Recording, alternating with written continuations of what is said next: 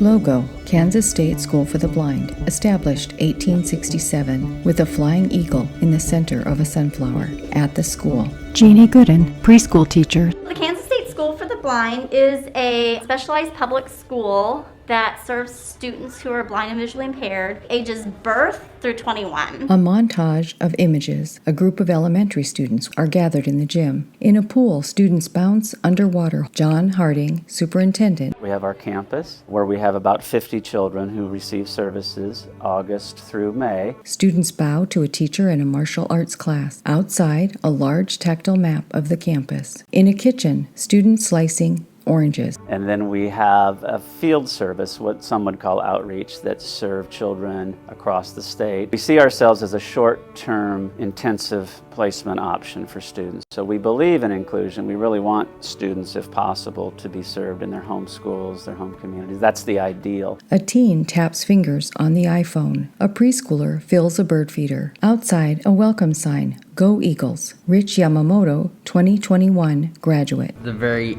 unique thing about our program is it is tailored to everybody based on their individual needs, which is why you see some of us going to public schools for part of the day and then coming back here for the rest of the day. Students playing croquet, a teen couple wearing formal attire, a student walking in the hallway. Patrick Wilson, a sophomore. Students with visual impairments at a public school would have to get their materials converted to a format which they can read after the fact, and it would just take longer. Here, it's already set up, we're all good to go. A playground panel with print and braille alphabet letters and the phrase, "I feel good." Fingers move across a braille display. Christian Pewitt, teacher. Technology is another area that is stressed throughout the school day. Even though there are devices that talk, that give them access through speech, we really pursue all the options for students because they're going to use speech to navigate, but we also encourage the new technology that can refresh the braille as you're typing. There's no more waiting for access. At the laser engraver, a boy removes a square with a triangle burned into the wood. Outside, an eagle sculpture.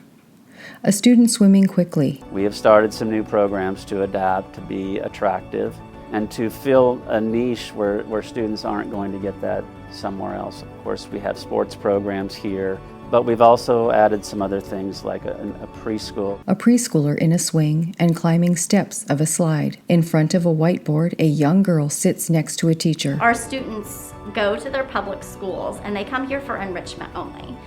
Everything is a learning opportunity. Don't deprive them of the learning opportunity because it's easier, it's faster, it's safer. Like that's how they learn. We're working on the whole child here. So their parents are giving some good input, the public education is giving some good input, and I'd like to think that we're a piece of that puzzle. A smiling preschool girl in pigtails shouts and jumps. Outside on a wall, a mural of Dorothy holding a scarecrow's hand and a yellow brick road leading to a city. A child turning gears on the playground. We've been here since 1867, 153 years. So we're very proud of our history, but we're also committed to innovating and being relevant and moving into the future. Kim Ray, teacher. The vision impairment is not the biggest disability that these kids face. It is a disability, but it's not the biggest one. The biggest one is when people's expectations go in a negative direction and they're not allowed to try. Outside Brighton Recreation Center, a printed banner reads, "A place where all students can dream, design, and create." Robert Taylor, teacher. And as soon as you mention lasers, as soon as you mention 3D printers, they've never done that before. So you've got a lot of hesitation. You've got to explain what's going to happen before you do it, like any student. The misconception that Makerspace materials are inaccessible, no, they are accessible with general safety rules and instructions. Inside, students gather in the center of the light-filled open space. A printed t-shirt hangs on the wall. The Makerspace is a cool little place. It's a room with lots of different machines around it, like 2 lasers, a 3D printer, and some other fun stuff that we can make stuff with, like, and actually sell. A table of mugs, masks, and laser-printed signs. Kids usually want to come over here. The big issue is they don't want to leave right away. A boy observes an enclosed, glass-topped metal laser printer box as a beam moves across the wood. In schools, you have time periods. 55 minutes. Well, we've changed that with the help of some of our staff. We've gone to 90-minute block. In a large workspace, cabinets hold Makerspace supplies, and along the wall are tables holding computers, printers, and screen presses. The next step is, can you make a business out of it? Does it give them something on their resume which help them qualify to go ahead and get a job with these materials, with these machines? So we still have that doubt out there with kids that are low vision blind. Can they do it? Of course they can do it. And they've got it on their resume. They've done it. So we, in all ways, have tried to lower our gates and invite the community in to see who we are. We have a mobile STEM unit, which we take out on the road to local high schools and invite kids and do interactive, inclusive activities. We have a wayfinding system. It's a place to learn and grow, which means it's a place where everything has to be set up for any person who needs it. Accessible ways to get across streets and all those other things are also very important. Leah Enright, Orientation Mobility Specialist. There are iBeacons around campus, so anytime that you have your phone up and running with the app on, the iBeacons will read through your phone or audibly announce when you are near a place. A wayfinding app on the iPhone as fingers tap and swipe the screen. A student walking with a phone and cane in hand. So you're getting that auditory information of where you are. You are near restrooms and water fountain. Say you're standing in the gym and you want to go to the cafeteria. You can figure out the landmarks that you need, enter it in the app, and walk from the gym to the cafeteria, getting the information step by step that you need. Kansas School for the Blind is the only school for the blind in the nation that has this kind of technology.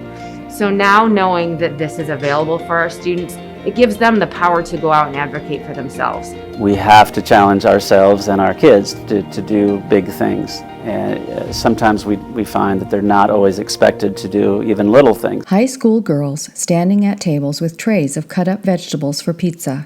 Can you use the stove, and are you able to groom yourself in the morning? Those are basic things. In the gym, a student using his left hand to create notes while strumming a guitar.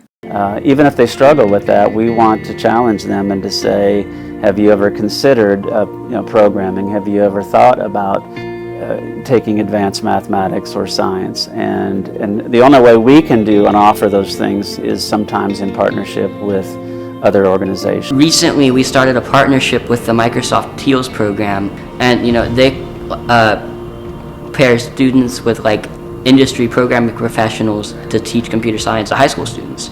And we are the first school to actually have that offered to make it all accessible. A computer screen with lines of code scrolling on the page. Kim Ray, Teal's lead. Helps the students interact with a common ground with adults who are doing something that they're all interested in.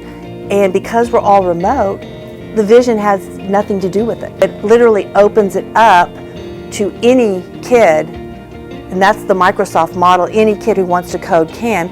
But we were the first blind school, so any vision impaired kid who would not even be allowed to enroll in a computer coding class now can. Our best way of staying around is to be that resource that doesn't have to have all our students here, but can help students all throughout the state. We're always thinking about a different way that we could do it to make it accessible for our students. And I feel like with our student population, with students who are blind, you've got to think a little bit differently. If we meet needs in local schools and communities, we will still be needed. A teacher and preschool student pounding a playground drum. Your turn! The heart of it is good people, hiring people who are creative, who can solve problems, and we've tried to create an atmosphere to say, see a problem, fix a problem. So it's a journey. We don't pretend that we're perfect. We're not at a place where we can stop trying and experimenting and innovating, because we believe in our heart that only through innovation and partnership can we get better. A sign on the wall reads, "Tech gives the quietest student a voice," by Jerry Blumengarten.